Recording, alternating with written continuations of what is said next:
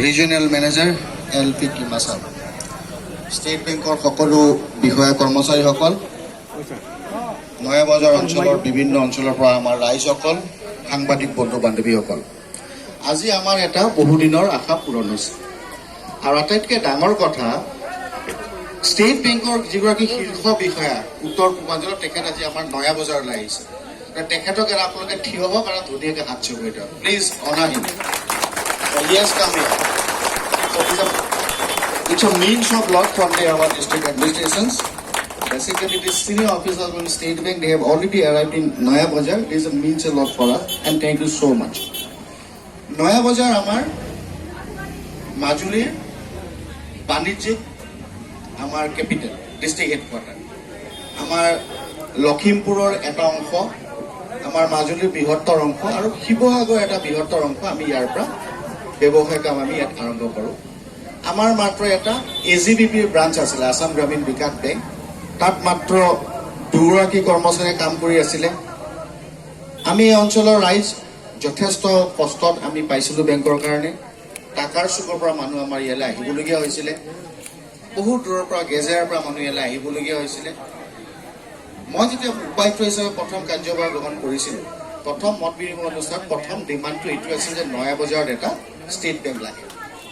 আৰু মই ষ্টেট বেংকক ধন্যবাদ জ্ঞাপন কৰিম যে তেখেতসকলে গোটেই আমাৰ কথাটো শুনিলে আৰু এটা আজি খুব সুন্দৰভাৱে নয়া বজাৰত ষ্টেট বেংক এটা তেখেতলোকে স্থাপন কৰিছে। মই তেখেতসকলক কৃতজ্ঞতা জ্ঞাপন কৰিছোঁ।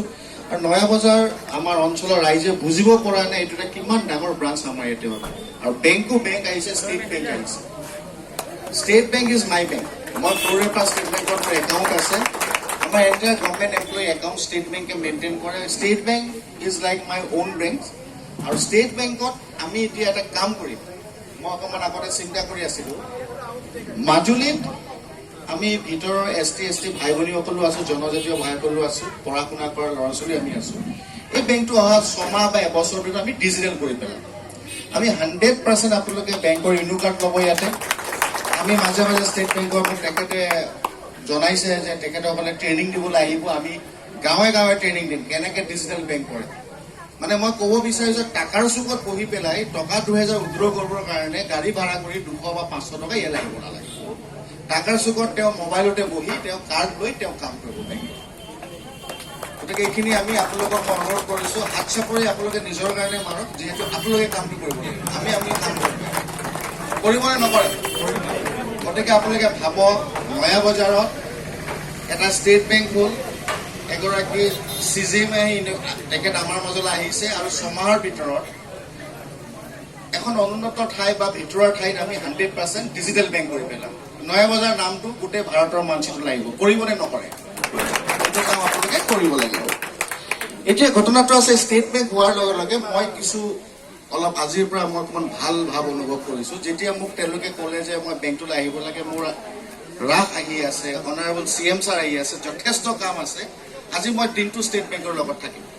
ষ্টেট বেংকে আমাক কেনেকুৱা সহায় কৰিছে মই আপোনালোকক কৈছোঁ। আমি 11টা মডেল অংগনবাদী চেণ্টাৰ বনাইছোঁ। ইয়াৰ পিছত আমি ওচৰৰ যিটো চেণ্টাৰ তালৈ আমি যাম 10-5 মিনিটৰ কাৰণে। ষ্টেট বেংকে তাত আমাক এটা TV দিছে, তাত আমি পেন ড্ৰাইভ লগাম আৰু আমাৰ সৰু ল'ৰা ছোৱালীখিনিক ৰাইম পঢ়াম, তাতে শিকাম, আমি ডিজিটেল ক্লাছ কৰিম। গতিকে সেইকাৰণে মই ষ্টেট বেংকক আমাৰ ফালৰ পৰা ধন্যবাদ জ্ঞাপন কৰিছোঁ।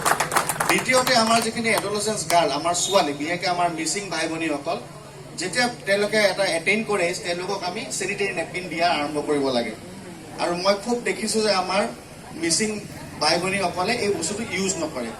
মই SSGৰ পৰা এতিয়া আমি নিজে প্ৰডাকশ্যন কৰা আৰম্ভ কৰিম। তেখেতসকল আজি আগবাঢ়ি আহিছে, 5000 চেনিটেৰী নেপকিন আমাৰ গোটেই মাজুলীত বিলাব। আমি প্ৰথম আজি নয়া বজাৰ খেৰকটীয়া কলেজত আমাৰ ছোৱালী টকা যে তেখেতৰ আদিতে আমি প্ৰদান কৰিম। তেখেতক আমি ধন্যবাদ জ্ঞাপন কৰিছোঁ।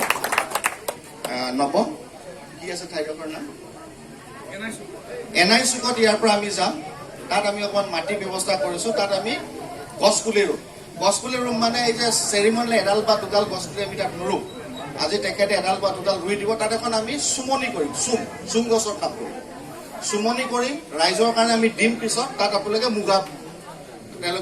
মুগা খেতি আপোনালোকে কৰিব পাৰিব। কাৰণ মই জানো ঢকুৱাখানা অঞ্চলত যদি মুগা খেতি কৰিব পাৰে, আমাৰ মাজুলীত কিয় কৰিব নোৱাৰে। গতিকে চুমনিখন আমি 2-3 বছৰ তৈয়াৰ কৰি লওঁ, সোনকালে হয়, এবছৰতে হ'ব।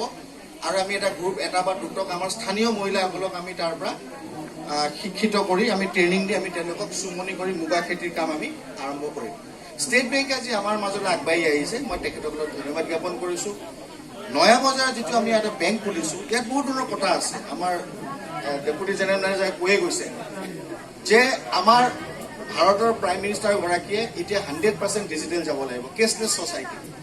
এতিয়া যদি আমি আপোনালোকক গভৰ্ণমেণ্ট অনুদান আমি যদি আপোনালোকক পইচাৰে দিওঁ, তাত মই যিমানে উপায়িত নকৰোঁ হৰণ ভৱন হ'ব। কিন্তু আপোনাৰ পইচা যদি গভৰ্ণমেণ্টৰ অনুদান আমি যদি বেংকৰ একাউণ্টৰ যদি সোমাই দিব পাৰোঁ, মধ্যভোগী আৰু দালাল ৰাজ নাথাকে। আৰু কোনো দালাল ৰাজ মই অলপ ঘৃণা কৰোঁ গোটেই বস্তুটো। গতিকে আমাৰ ৰাইজে গোটেইখিনি উপকৃত পাব লাগে। আমি অলপ আগতে পেডি প্ৰকিউৰমেণ্ট কৰিলোঁ, প্ৰায় 6 কোটি টকা।